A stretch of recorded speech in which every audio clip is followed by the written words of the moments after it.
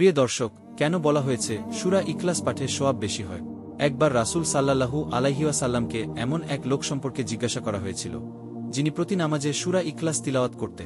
তখন রাসূল সাল্লাল্লাহু আলাইহি ওয়াসাল্লাম সাহাবীদের বললেন, লোকটিকে গিয়ে জিজ্ঞাসা করতে কেন তিনি এত ঘন ঘন তিলাওয়াত করেন। লোকটি উত্তরে বলেছিল, কারণ এটি সিরাতুর রহমান, এতে পরম করুণাময়ের বর্ণনা আছে এবং আমি পরম করুণাময়ের বর্ণনা পাঠ করতে ভালোবাসি। তাই রাসূল সাল্লাল্লাহু আলাইহি ওয়াসাল্লাম বললেন, ফিরে যান এবং লোকটিকে বলুন যে এই সূরার প্রতি ভালোবাসার কারণে আল্লাহ তাকে ভালোবাসে। বুখারী, মুসলিম। অন্য একটি বর্ণনায় এসেছে, একবার রাসূল সাল্লাল্লাহু আলাইহি ওয়াসাল্লাম শুনলেন এক লোক সূরা ইখলাস পাঠ করছে। তখন তিনি বললেন, এর জন্য তা আবশ্যক হয়ে গেছে, এবং এ কথা তিনি 3 বার বললেন। যখন সাহাবীরা জিজ্ঞাসা করলেন তিনি কি বলছিলেন, তখন তিনি বললেন, জান্নাত সেই ব্যক্তির জন্য আবশ্যক হয়েছে যে তিলাওয়াত করছে।